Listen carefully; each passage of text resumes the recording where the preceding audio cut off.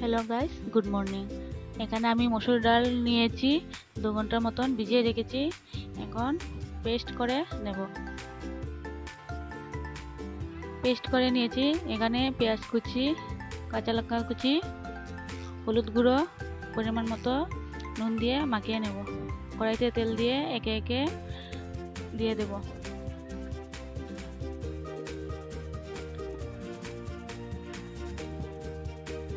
আর আমি কোয়াশ আলু দিয়ে রান্না করব।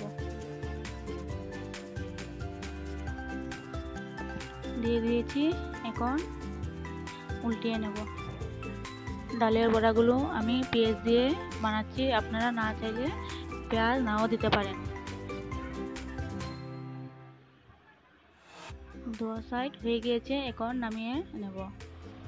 নামিয়ে নিয়েছে। এখানে কোয়াশ আর আলু নিয়েছি। আলু আর কোয়াশ টুকরো টুকরো করে কেটে নিয়েছি। কড়াইতে তেল দিয়ে আলু আর কোয়াশ ভেজে নেব। হলুদ গুঁড়ো, সামান্য নুন দিয়ে যত সময় লাল লাল হচ্ছে না ততক্ষণ আমি কোয়াশ আলুগুলো ভেজে নেব।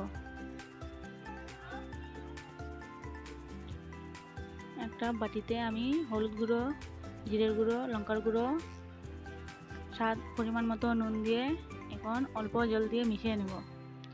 জলটা একটু কম হয়ে গেছে, আরও অল্প একটু জল মিশিয়ে নিয়েছি। এখন কড়াইতে তেল দিয়ে তেজপাতা, পাঁচফোড়ন দিয়ে সেই মিশানো মশলাগুলো দিয়ে দেবো।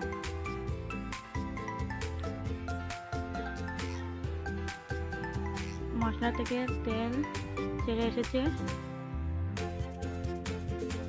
আর দেখতে কি সুন্দর হয়েছে কালারটা। ভেজে রাখা আলু কোয়াশগুলো ছেড়ে দেবো। ছেড়ে দিয়ে নাড়াচাড়া করে অল্প পরিমাণে জল দিয়ে